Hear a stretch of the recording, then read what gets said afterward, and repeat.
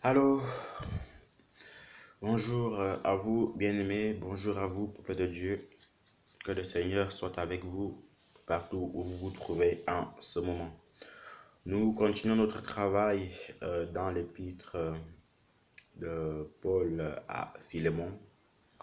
C'est un livre qui comporte un seul chapitre, voyez-vous. Et Philémon était aussi le fils spirituel de l'apôtre Paul. Mais ce dernier était en fait un domestique ou entre guillemets un esclave d'Onésime. Voilà, d'Onésime. Onésime qui était aussi en fait un collaborateur de l'apôtre Paul. Et il s'avère en fait que Onésime s'était mal comporté, s'était mal comporté. Alors son maître, non, il s'avère que Philémon, voilà, qui était le serviteur d'Onésime, qui s'était mal comporté, alors que ce s'était passé, Onésime l'avait renvoyé. Et il y a eu un petit différend, et l'apôtre Paul, du coup, en fait, voyez-vous, va écrire cette lettre-ci, un à Philémon, deux à Onésime, que il a supplié, en fait, voyez-vous, il a supplié euh, Onésime pour qu'il reprenne Philémon parmi lui, pour qu'il reprenne Philémon dans sa maison afin que le travail puisse continuer comme c'était avant. Voilà. C'est aussi, voyez-vous, par la grâce de Dieu, un message que je profite, un conseil que je peux se donner en fait à tous les Philémons, voilà,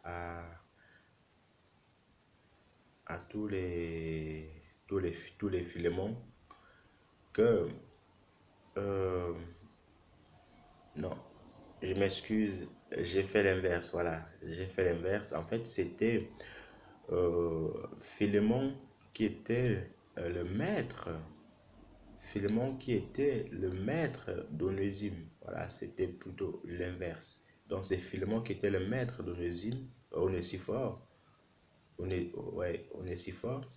Et il faut dire que euh, comment dirais-je, ça, c'est une épître qui fait un chapitre, voilà, mais qui est assez compliqué au niveau des noms à gérer. Pourtant, c'est pas si compliqué que ça.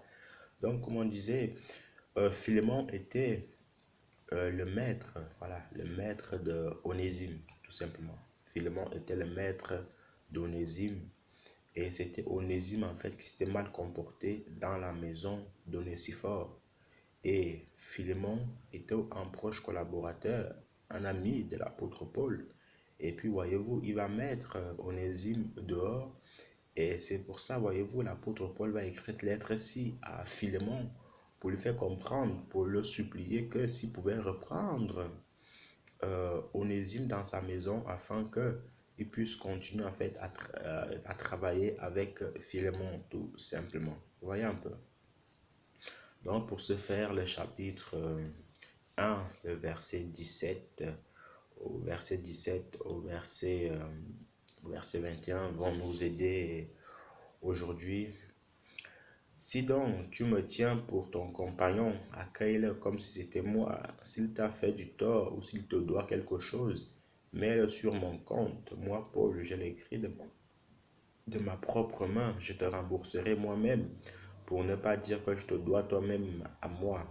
Oui, mon frère, rends-moi ce service à moi dans le Seigneur, tranquillise mon cœur dans le Christ.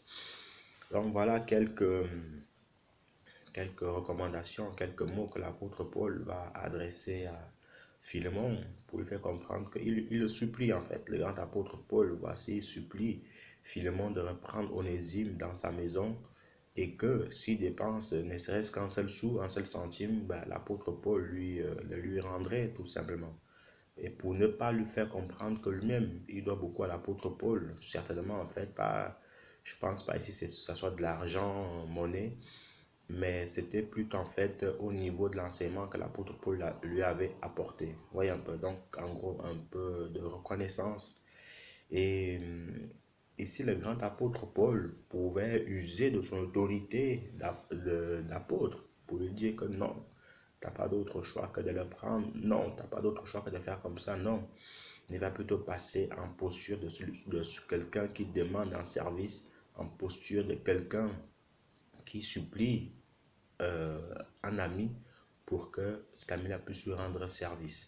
Et l'apôtre Paul va certainement aussi écrire cette épître-là parce que, vous savez, quand vous êtes serviteur de Dieu, vous devez être concentré autant que possible en fait. Vous devez être concentré sur ce que vous faites autant que possible.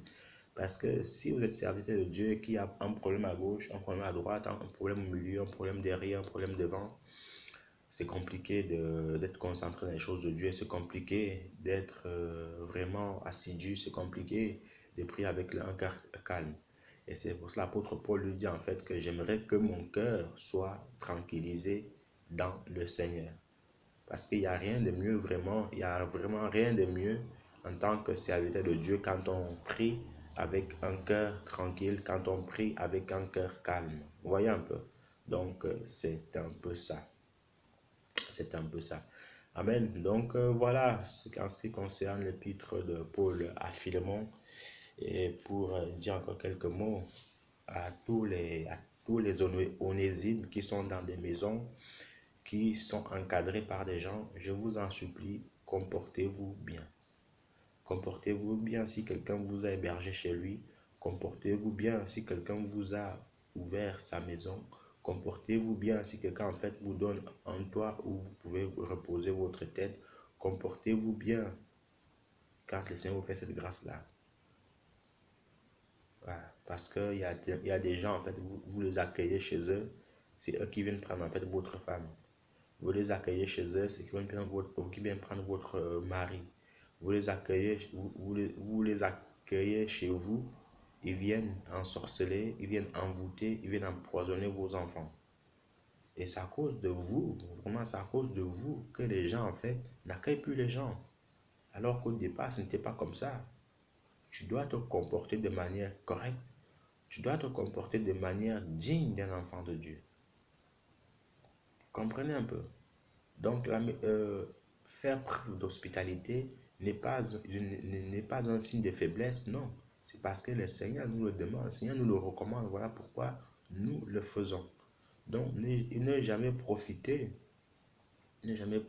voyez-vous, de, de la gentillesse des gens. Ne jamais profiter en fait de la gentillesse des gens pour faire n'importe quoi.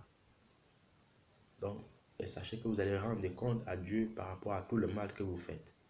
Quand quelqu'un vous accueille, rendez-lui ce service-là, tenez-vous sur vos gardes, restez tranquille, faites ce que vous avez à faire, mais ne dérangez pas les gens. Maintenant, j'adresse aussi en fait un message à ceux qui accueillent. Voilà, il faut aussi être cool, tranquille avec ces gens-là.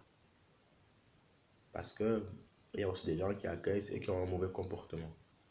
Non, ce n'est pas bon du tout dans la maison de Dieu. Donc, que Dieu vous bénisse abondamment là où vous êtes et que sa puissance puisse continuer à vous conduire. Tout à l'heure, nous allons prendre le livre de Hébreux. À tout à l'heure.